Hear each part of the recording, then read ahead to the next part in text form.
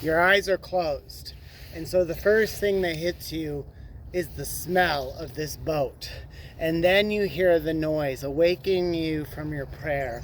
And you open your eyes to see a ship. And on the ship, men, dirty, rugged criminals, political criminals, and the worst criminals that Rome has seen.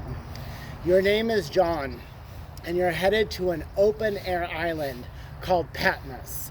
And Patmos was developed early on as a colony that thrived. It was an island that had lots of resources, but over time there wasn't enough water on the island to sustain the population. So the populations would strip the land of all their resources, plants or trees, leaving this rocky, jagged island that is sort of off in the sea.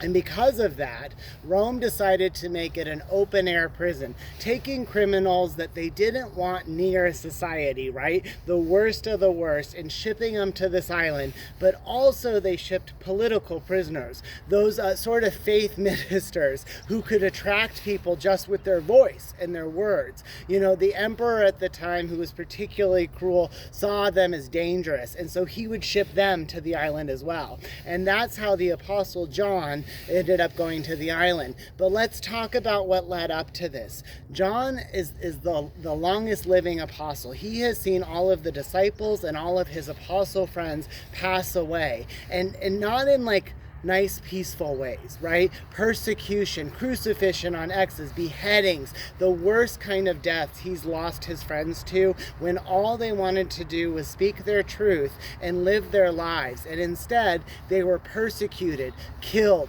hunted down. And now, after living peacefully, kind of right outside of Ephesus, most likely with Mary, Jesus' mother, and then also, by the way, neighboring town Timothy, right? So Paul's mentee raising a church.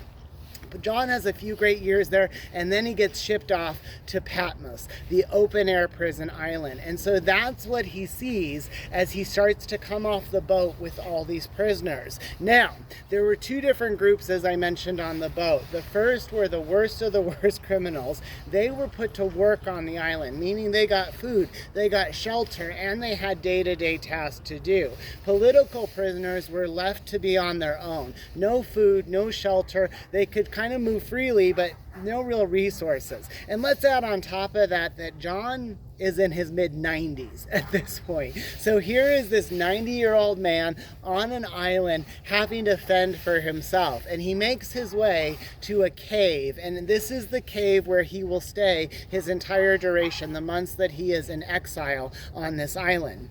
And John doesn't give up on the island. And that's my message about Patmos, the open-air prison, and John. No matter what circumstance God puts you in, no matter where Jesus wants to meet you, the important thing is prayer and understanding that you are not the one in control. Trusting in God and trusting Jesus to meet you wherever you are.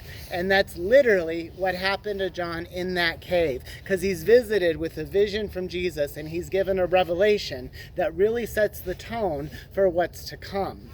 Other stuff that John does there, he doesn't just sit idly by. Right offside of John's cave, there's a church that's built using pillars that used to be in a temple to Diana, the Greek goddess. And he would raise different sermons there. If you ever travel to this island, the folks on the island have some local folklore, things that they talk about. John was so popular on the island, when he finally got away, which, by the way, evil emperor leaves, God sets the tone for a benevolent emperor for just 2 years, who frees John. The island lined up to applaud and say goodbye because they loved John, because that's who the Apostle John was. He was love. He was the longest living apostle, watching all of his friends pass away, but he continued to carry in his heart a few things: love for God, trust in God in any circumstance, and he let God guide the water so that Jesus could meet him wherever he was. John had the Holy Spirit, and the Holy Spirit shone through him on the open-air prison island,